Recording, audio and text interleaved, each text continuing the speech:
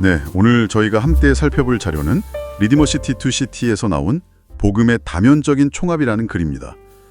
보통 복음을 한두 문장으로 딱 요약하려고들 하잖아요.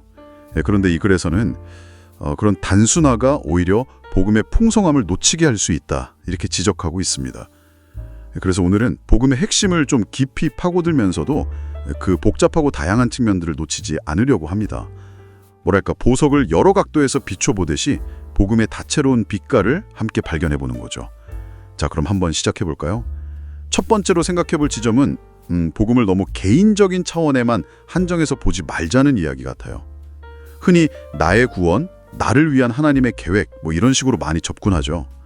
물론 그것도 중요한데 그게 전부는 아니라는 거죠. 네, 맞아요. 그 개인 구원, 물론 정말 중요하죠. 복음의 핵심 중 하나인데, 근데 성경을 보면 그림이 훨씬 커요. 예를 들어 갈라디아서 3장 같은 경우 예수님의 죽음이 그냥 나 한 사람을 위한 게 아니라 유대인이든 이방인이든 다 포함해서 새로운 백성, 공동체를 만들기 위한 거라고 딱 명시하거든요. 아, 공동체적 차원. 네, 공동체적 차원인 거죠. 그리고 더 나아가서 골로새서 1장을 보면요, 예수님을 통해서 하늘과 땅의 만물, 그러니까 그냥 사람이 아니라 온 우주 전체가 하나님과 화해하게 되었다, 이렇게 선언하고 있어요. 그러니까 개인을 넘어서 공동체, 그리고 온 우주까지 복음의 범위가 어마어마하게 넓은 거죠. 와, 개인 구원에서 시작해서 공동체, 심지어 우주적인 화해까지. 생각보다 복음의 스케일이 정말 크네요. 그러면 이런 큰 그림 안에서 우리가 보통 복음하면 떠오르는 죄사함이나 칭의, 이걸 기초라고 본다면 복음의 궁극적인 목표는 뭐라고 할 수 있을까요? 기초가 전부는 아닐 테니까요. 그거 정말 좋은 질문인데요. 마이클 앨런 같은 신학자들이 바로 그 부분을 지적합니다. 칭의, 그러니까 의롭다고 인정받는 건 복음의 정말 중요한 기초가 맞아요. 그런데 그게 끝이 아니라 궁극적인 목표는 하나님과의 깊은 교제, 참여, 파티시페이션에 있다는 거죠. 아, 참여요? 네, 칭의는 관계 회복이 시작점이고 그 목표는 성령님 안에서 우리가 하나님과 교제하고 또 그분의 형상을 닮아가는 삶, 그러니까 성화로 나아가는 거예요. 존 켈뱅이 말했던 이중은혜, 즉 칭의와 성화가 바로 이 기초와 목표를 잘 보여주는 개념이라고 할 수 있습니다. 시작과 완성을 다 품고 있는 거죠. 그렇군요. 기초로서의 칭의, 그리고 목표로서의 하나님과의 교제, 성화. 아, 이게 연결되는 거군요. 그럼 다음으로 넘어가서요. 복음을 이야기할 때 우리가 보통 예수님이 무엇을 하셨는지, 예를 들면 십자가 사건이나 부활 같은 그 행위에 집중하는 경향이 있잖아요. 이 부분에 대한 지적도 있더라고요. 네, 맞습니다. 안토니 스비드 같은 신학자는 예수님이 무엇을 하셨는가, what도 중요하지만 그 못지않게 누가, who, 그 일을 하셨는가, 즉 행위의 주체에 주목해야 한다고 강조해요.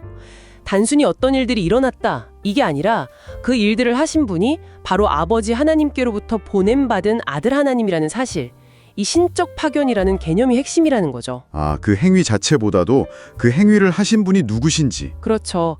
그래서 어쩌면 복음의 가장 깊은 핵심은 예수님이 하신 일들의 목록 그 자체가 아니라 하나님께서 우리와 함께 계신다는 그 약속의 성취, 즉 임마누엘이라는 사실 자체일 수도 있다는 거예요.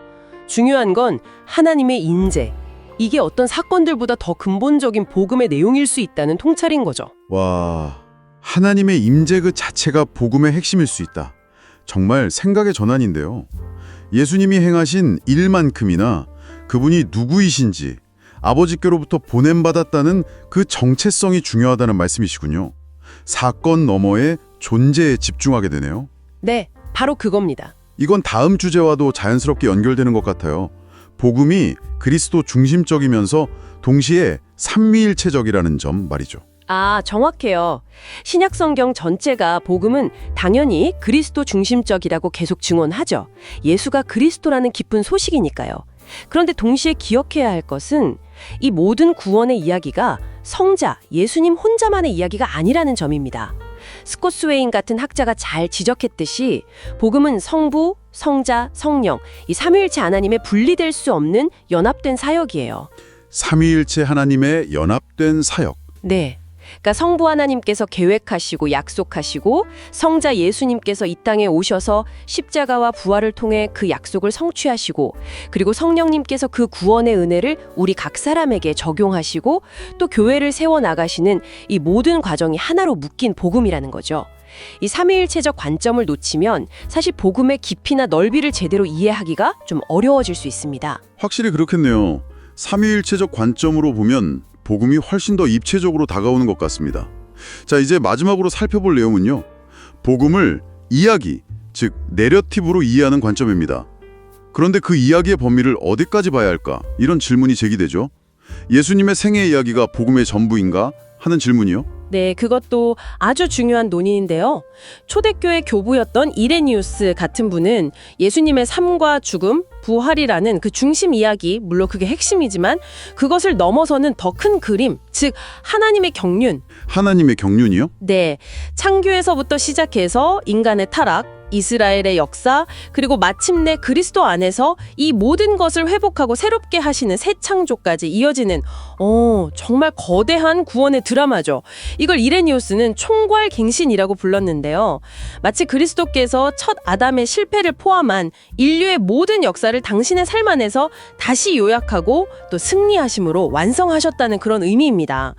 그리고 또 한 가지, 십자가 사건만이 아니라 성육신 자체, 예수님의 가르침이나 기적들, 그분의 상 전체가 다 복음의 중요한 부분을 이룬다는 것도 기억할 필요가 있습니다. 와, 듣고 보니까 정말 복음이 단순한 몇 가지 명제로 요약될 수 있는 게 아니네요. 말씀하신 것처럼 창조부터 새 창조까지 이어지는 거대한 이야기군요. 어쩌면 신약 성경의 복음서가 마태, 마가, 누가, 요한 이렇게 4권이나 있다는 사실 자체가 복음이 단 하나의 모습만 가진 게 아니라는 걸 보여주는 건지도 모르겠습니다. 각기 다른 관점에서 예수 그리스도의 복음을 비추고 있으니까요.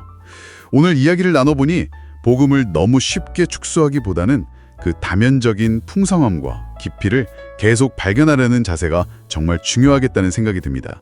오늘 우리가 함께 짚어본 이 여러 차원들, 그러니까 개인적인 차원을 넘어서 공동체적, 우주적 차원까지 또 복음의 기초와 목표, 행위와 그 주체이신 분, 그리고 그리스도 중심적이면서 동시에 삼위일체적인 그 특성, 마지막으로 중심 내러티브와 더 큰 하나님의 경륜 이야기까지 이런 다양한 측면들을 계속 생각하고 곱씹어보는 것이 각자의 신앙 여정에도 큰 유익과 깊이를 더해줄 거라고 믿습니다. 네, 정말 그렇습니다. 오늘 귀한 통찰 나누어 주셔서 감사합니다. 마지막으로 이 방송을 듣고 계신 여러분께 질문 하나를 던지면서 마무리할까 합니다. 오늘 저희가 함께 탐구해본 복음의 이런 다채로운 측면들을 인식하는 것이 앞으로 여러분이 복음을 이해하고 또 삶으로 경험하고 다른 사람들과 나누는 방식에 어떤 변화를 가져올 수 있을까요? 이 질문을 잠시 마음에 품고 생각해 보시는 시간을 가져보시면 좋겠습니다.